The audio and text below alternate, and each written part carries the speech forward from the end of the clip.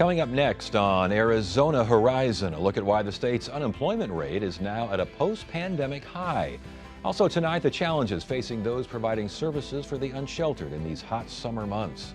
And the Phoenix Zoo's Ambassador Animal Program works to showcase the natural behavior of animals. Those stories and more next on Arizona Horizon. Arizona Horizon is made possible by contributions from the Friends of Arizona PBS, members of your public television station.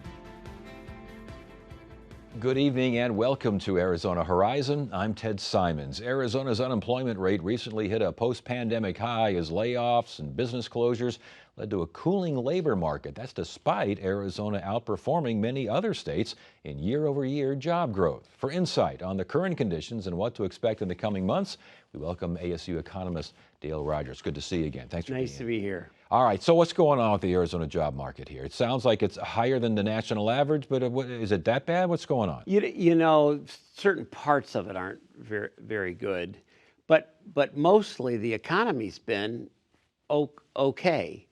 Truthfully, the policies we've seen in the last year and a half, I'm not trying to be political here, but you really saw manufacturing jobs getting lost at most states starting in May of 2025.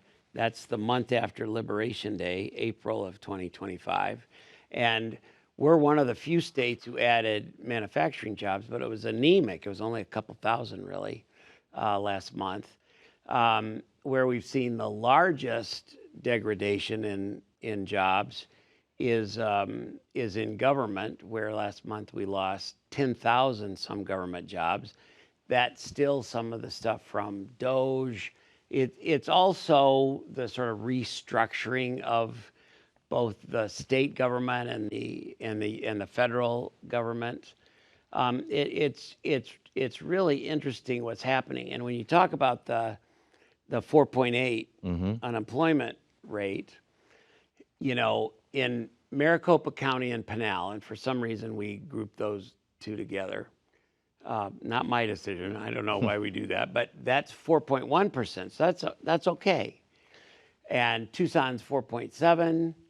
But the crazy thing is, and if you think about it, it makes sense. Yuma is over 16% unemployment. And how come? Well, we've had big policy changes about the border.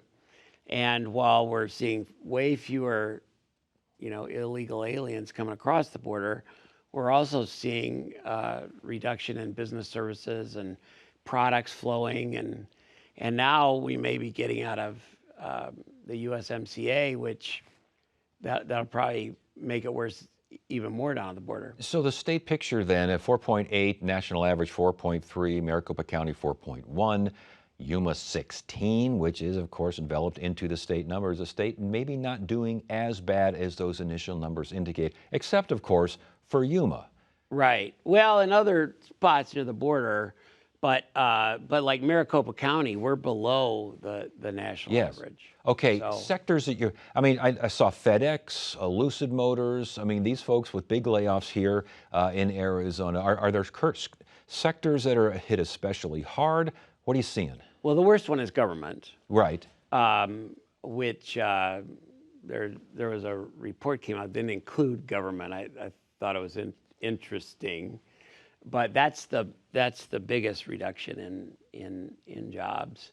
But logistics services is tightening up. You know, the new logistics managers index we do every month, that comes out tomorrow, and we have the highest number, 71.1, that we've had since March of 2022. And March of 22 was still recovering from COVID. And the Ukraine-Russia war started into February 2022. And so it rocked the economy, caused huge inflation, relatively high unemployment, high prices, and so on. We're sort of seeing the same thing again. But this is not because of Russia and Ukraine fighting halfway around the world. This is because stuff we've done ourselves. The Iran war, the tariffs were not good, and then the real tightening down of policies in a lot of ways. And what's happening is that businesses are incredibly uncertain about, should we hire new employees? Right, right. Explain something to me here. It's a cooling labor market, okay?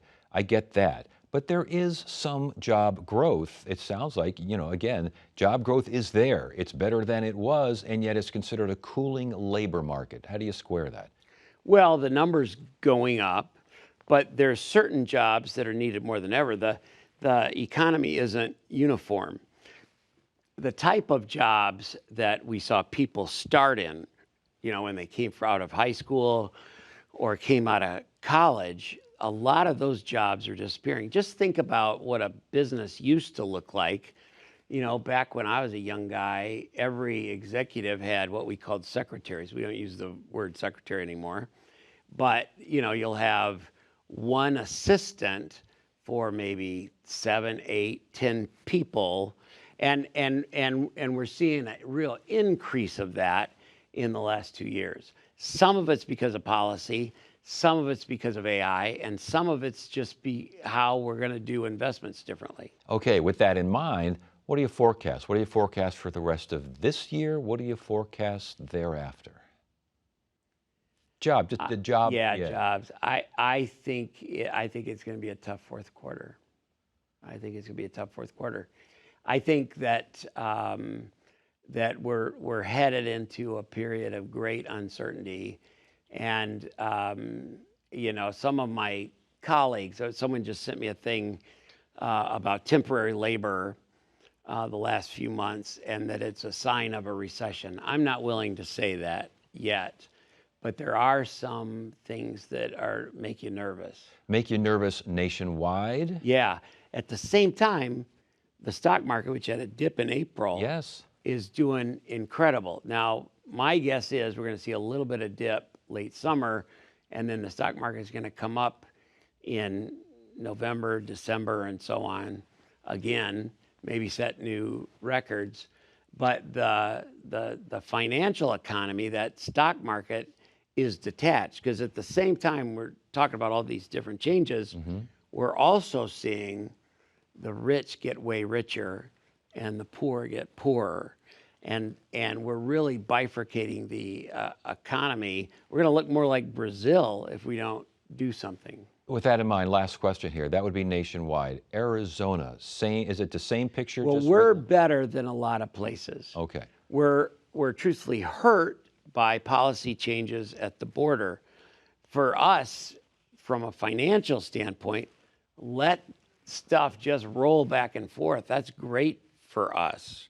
The produce, a lot of it comes through Arizona to the whole U.S. That's great. So we're going to be hurt by that. But, there's an old saying, Ted, where you want to live is in a blue city in a red state. And there's some real truth to that. Arizona has been good at basically keeping regulation down. When the Arizona Commerce Authority, and they do an incredible job over there, when they go out and talk to potential businesses come here, they got a great case, because we'll take care of businesses. And then Maricopa County, where we have truthfully the best economy, more people, but right, that's kind of a blue city a little bit. And so you've got, not all of it, I know, but it's purplish at least. And so I think Arizona's, of everybody, likely to be okay. All right, Dale Rogers, ASU economist. Good to see you again. Thanks for joining. Good to see you. That was quick. Yes, it was. Great solutions come from very humble places. I'm Miles O'Brien, and I'm searching the globe for solutions. This part of the world has 3 wild jaguars. Undeniably, it's melting. The question is why? Join me. Can we adapt? Yes, we will adapt. There is no choice. Let's meet the big, bold thinkers. If you have an opportunity to make an impact, why not do it now? With a resolve to solve. Coming in August to Arizona PBS. D.I. Monroe is D.I. Metcalf's replacement. This is Patience Evans. She's not a police officer. She wants me off all of the cases. She has a brilliant mind. I just don't know how to be. She does have a knack of being right. I've seen this before. We haven't got much time. Sunday night at 7 on Arizona PBS. Sometimes you just want to celebrate America's new birth of freedom. It's a dream that I thought would never happen. Let's do it! It means that anything is possible. That is a perfect recipe for anything.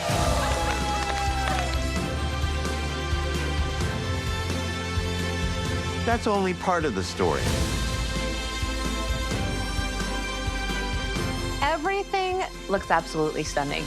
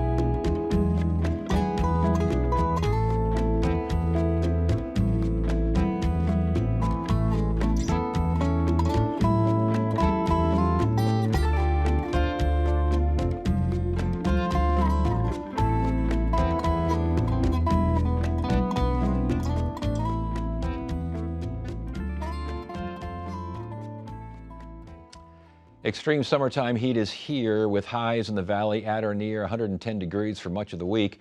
Those temperatures and their increasing temperatures they make for a health and safety risk for those without homes or shelter. With that in mind, the Phoenix Rescue Mission is working to provide support for those in need with its annual Code Red campaign. Joining us now is Maggie Mitchell. She's the Phoenix Rescue Mission's Street Outreach Manager. Good to have you here. Thanks for joining us. Thank you for having me. Summer shelters. How difficult? Very difficult. The hotter it gets, the more individuals want to go ahead and get into shelter, which makes the waiting list even longer and harder to get in. Is that what you're seeing so far this summer? Yes. And we haven't really hit the hot part this year, have we? No, we're still early. Any difference that you're seeing this year from previous years?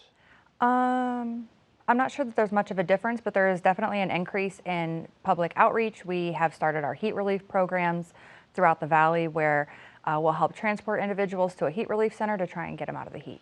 Talk more about that program. What's involved there? So all across the valley, we have our heat respite centers and our cooling centers, and those are ran through Maricopa County. The Phoenix Rescue Mission will provide transportation to and from those to try and help our neighbors get out of the heat for a little bit. It's a place where they can rest and get services as well. All right, now we're looking here at what this is Code Red campaign, right? Now talk about the Code Red campaign. So last year, our Code Red campaign collected and handed out 1.5 million water bottles. Our goal this year is to get up to 2 million. Wow, and that campaign started in May? Yes. True? Yes, it goes through the summer when our neighbors need it the most. And their Hope Totes also involved? What are those? Our Hope Tote hygiene kits are little bags that come with soap, toothpaste, toothbrush, just the essentials to try and help those that may not have access to showers and stuff like that, try and keep themselves a little bit clean. But what's important about our hygiene kits is they actually serve as a connection point for us to start building that relationship with them. That's important, isn't it? Yes. Is it difficult at times to build that relationship? Absolutely. Sometimes we will see an individual for time and time again, but we continue to come back. We continue to give them those Hope Tote hygiene kits. And eventually when they are ready, we're able to help get them into services. As far as the shelter is concerned, how many folks at the shelter right now, give or take a few? I mean, what do you guys, is it more than usual, less than usual? I will say there's typically an uptick during the summer. Yeah, and you're seeing that right now? Yes. Because I had like 114 people, housing was found at least for 114. Let's talk about that too, because shelter is one thing, finding housing for these folks, that's a whole different ballgame, isn't it? Oh, yes. There are various types of housing. A lot of people like to fall back on like the housing voucher program and stuff like that, but permanent housing is our goal with all of our clients. Yeah, okay. Short-term housing or long-term housing? Long-term housing, permanent. Interesting. Yeah. So you managed to get that done then, huh? Absolutely. That has to be a great feeling. That has to be, make you feel pretty good about that, doesn't it? Yeah, definitely. The process as far as Code Red campaign, all the other programs that you have, How does that work? Do you go into parks and areas where people congregate? How does that work? Yes, typically we will find individuals wherever they're at on the streets, whether that be a park, the side of the road, just anywhere that they tend to gather. We have our vehicles that will go out and meet them where they're at. And it will start with the water bottle and the hygiene kit, and then it will develop into a relationship. And you're hoping that relationship means what? That relationship ends in shelter or ideally permanent housing. Is it difficult to get that idea of shelter? I mean, check that. I would imagine this time of year it would be a little bit easier to convince someone they need shelter. True? Yes, absolutely. As they're standing on the hot pavement and we're standing on the hot pavement, they're a little more ready to go.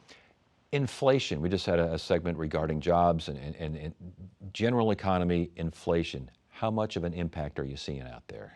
I'm not entirely sure of the direct correlation with inflation, but I will say that homelessness continues to be on the rise in the Valley. So you're seeing that for sure. The rules and regulations, municipalities around town are making it, trying to make it more difficult for folks to feed for a variety of reasons, health and safety issues at the forefront here. But are you seeing more folks going to your shelter because of this, or is there a direct correlation? I'm not sure of a direct correlation, but I can say that it is typically harder to find individuals if we can't find them as easily, like congregated in the parks. So you're saying that if they're not getting fed by other means, they wouldn't necessarily congregate, or what? It just really depends on the individual in the area. Each area has its own culture, kind of. And some of them prefer parks and some of them stay out of the parks. Yeah. Biggest need for the Phoenix Rescue Mission right now, what do you see? The biggest need would be our water bottles to help life-saving services for our neighbors. Yeah. And where can we find out more information on where to go with the water? I mean, do you bring water bottles in? Do you give money? You buy water bottles? Yeah, so there are several places across the valley that are doing water drives, as well as you can go to phxmission.org/code red and get all of the information there. All right, one more time with that. phxmission.org/code red. All right, very good. Maggie Mitchell, Phoenix Rescue Mission, good to have you here. Thank you so much.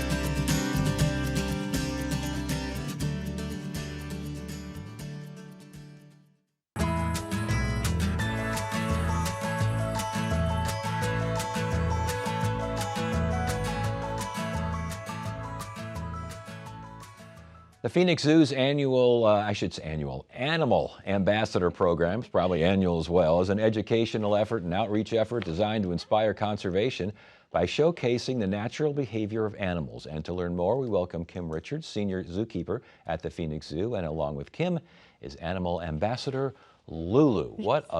That is a beautiful bird. She's stunning, isn't she? She is. Yeah. What kind of bird? She's a greater sulfur-crested cockatoo native to Australia. Really? Yeah. There's about 500,000 of them native to Australia, so they're very populous over there. Hi, Lou. She give me the eye. Yeah, and she likes to ham it up too. I mean, we saw her dancing before the segment, and she does like to talk a little bit too. But they can't really have conversations like you and I are having right now. They just mimic the things they hear all the time. So every morning we go out and say, "Hi, Lulu," and then she says, "Hi, Lou," back. Well, Lulu's fantastic. She's an ambassador animal. She is. Talk to us about this program. Yes, so our ambassador animal team at the Phoenix Zoo is really special because our animals come out and are handled, right? So you think about like the lions or the tigers at the zoo. We're not going to take them out of their enclosures. They're going to stay safe in their big, giant enclosures, and that's where our guests get to view them. But the ambassador animals are really special because they're trained to be handled, and then they can kind of serve that role to get guests up close and make that impact to help them really want to, participate in the conservation efforts. And that's, I was going to ask about that. The idea is get to know the bird or the animal, and you're all of a sudden the idea of conserving and conservation. It helps make sense. Yeah, absolutely. And my favorite part is, like we see here, being able to talk to the younger generation. Because those are the ones, we want to inspire everybody, but really the younger generations, we need zookeepers after we all leave, right? Speaking of that, I mean, these parrots, like Lulu here, they live to be 60 to 80 years old. So I will be retired by the time Lulu gets to work with some young kids that are inspired and want to come work at the zoo. They live that long? Yes. Huh? Yeah, absolutely. You know how old Lulu is now? Any idea? She is 25 years old. That's a 25-year-old bird? Yeah, incredible, right? And how long has she been at the Phoenix Zoo? We've had her for about 10 years, and she has a really interesting story because she was owned privately before coming to the zoo, and a gentleman who was a magician had her kind of almost as a pet, but he would go to different shows around the country and even on cruise ships, believe it or not, and take Lulu, and Lulu was a part of his show. But then he retired from that and realized, this is not the best place for her. Right. She needs to be interacting with a bunch of people, and his family basically chose us to take her. We were so lucky to be able to bring her onto our ambassador team because they're not endangered in the wild, the sulfur-crested cockatoo, but the parrot, like that's behind me right there, the hyacinth macaw, they are critically endangered. So they're a great ambassador for all parrot species, right? And then it opens up that conversation with our guests about owning animals as pets, because when we're handling our animals in front of our guests, we want to make sure we're not showing them as a pet. Like this is my coworker right here. Right. So we want to present them that way and also educate them how we can conserve them in the wild and why you wouldn't want to have an animal like this as a pet. Is there a special training involved for the animals that are used? Absolutely, yes. So, I mean, if you think about any of our ambassador animals, we work with birds, mammals, reptiles. We have about 115 animals in our collection and representing about 75 different species. And any of them, when you go and handle them, they need to be used to that, right? Like you can't just walk up to an animal and pick them up. Right. So we'll do special training with them so we can handle them. And depending on the individual species, depends on the type of training that you do. So like the porcupine, we're not going to pick the porcupine up and handle her. No. Yeah, absolutely. So we actually train the porcupine to walk around with us or go to we'll put little stumps on the ground and go to different stations. So there is a lot of training in our job as well. It's multifaceted. We've got the care, so we call that the husbandry, and then we have the shows that we perform in, and then also the training that we do. Which animals do you think connect best with kids? Oh, that's a really good question. To be honest, probably the parrots. You because think so? They have the mentality, like this cockatoo right here, mentality of like a 2 to 3 year old child. And some parrot species are a little bit more like a 5 to 6 year old child. Yeah. So I think that they have fun, and they can relate to kids. Well, so she's been looking at me every once in a while, and she'll kind of cock her head and look at me Yeah. like, so who do you think you are? It's just a naturally charismatic bird. Exactly, yeah, and there's so much to see here, all the lights and everything to look at, yeah. But now you adopted some animals from the Arizona Humane Society, We did, true? Like yes. a bunch of bunnies? Yes, we got 3 bunnies from there, and they are, as far as little kids go, there's nothing that beats a bunny. And we also have a Flemish giant who's a very large rabbit. And he is, we can bring the porcupine out, we can bring our biggest snake, the giant eagle, and we bring that rabbit out, and he is hands down the most popular rabbit. When you say a giant rabbit, how big's a rabbit? He is weighing in at about 13 pounds right now. Whoa, that's Yeah, a big he's a rabbit. big boy. That's a big one. Yeah, really big boy. Okay, so when you go to the zoo, are these animals in a certain area? Can I go see Lulu and other ambassador animals at the zoo? Yes, you can see our ambassador animals not in enclosures because all of their enclosures are located in a private area of the zoo, directly behind our stage. So the best way to see our ambassador animals is by coming in the mornings and seeing them at the front gates. They'll come out for special interactions with our guests there, and then they're also a part of our shows as well. And if the school or a group wants to have some ambassador animals stop by, how do they contact? They can contact the zoo directly, and then they'll guide them to the correct phone numbers there. And you do other, besides schools, you do other groups and things. Absolutely, yeah. I mean, some of the animals have traveled to hospitals before. They go to libraries for public interactions. Yeah. We go to news, yeah. There we go. Well, Lulu looks like she's a little messy eater there, Lulu. She After is, yes. 25 years, you think you'd learn how to eat. Exactly, but I mean, parrots are good for seed dispersal. They help the That's plants true. grow. So, That's true. They're birds. Well, congratulations. Now there she yes, goes. Very exciting. Now she's excited. She got a treat, so it's very exciting. Kim Richards, Senior Zookeeper, Phoenix Zoo, and Lulu. Thank you both for being here. Thank you for having us. This was fun. That's it for now. I'm Ted Simons. Thank you so much for joining us. You have a great evening.